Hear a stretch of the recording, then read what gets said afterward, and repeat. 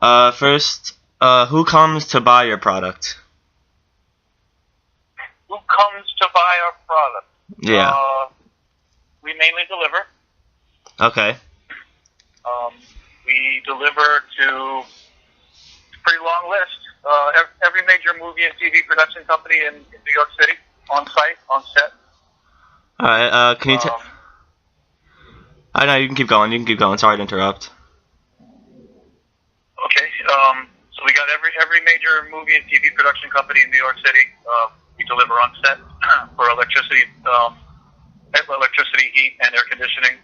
Okay. Generation. We deliver to heating oil customers, everything from large commercial or large residential 100-unit buildings all the way down to residential buildings for heating oil. Okay. Interesting. We deliver to, during Hurricane Sandy, we delivered to the National Guard, to the Red Cross, to FEMA camps. Okay. So we're on an emergency response quickly. Alrighty. What stages do you go through before you reach your final product? What stages do we go through? Yeah. So we recycle used cooking oil.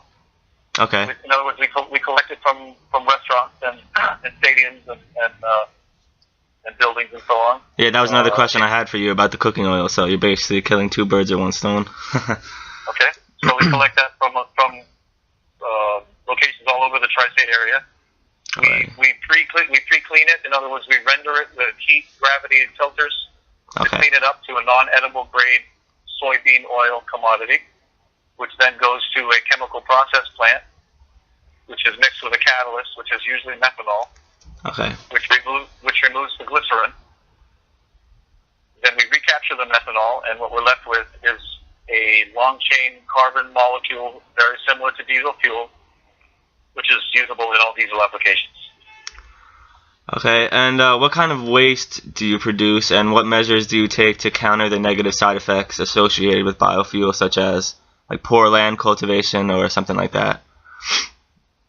That was a couple questions in one, so try to break them out. Yeah, okay. What kind of waste do you produce first? Glycerin. Okay, and what measures do you take to counter the negative side effects associated with that? With the glycerin? Yeah. There are none. Okay, so that's good. All right. What are your best sources for production? For example, soybeans, algae, etc. And what are the worst? And why? It's mostly soybean. In the United States, in North America. Okay.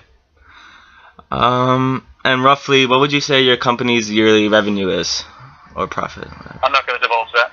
Okay.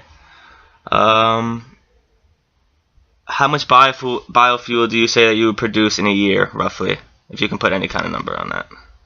14 million gallons. Okay, and do you feel the community enjoys the work your company does? Absolutely. Do you organize any kind of specific events or anything to kind of get your name out there and kind of bring more of a positive light to biofuel so it can be used more? Not aware of a negative light, but we do participate in most climate action, Earth Day events and so on. We don't organize them because we are basically organizing every single day. Alrighty. I think that's all I got for you. You had a question about land use? Oh yeah, so, like I know reading about biofuel, some of the negative side effects that are associated with it is that there's a lot of poor land cultivation associated with biofuel. So I was asking if you have any, what measures do you take to counter that? Well, that's a myth. It's a lie that's propagated by the oil industry to make people think that the use of biofuels is bad because they're worried about losing market share. There is no negativities associated with the cultivation of the oils for biodiesel use.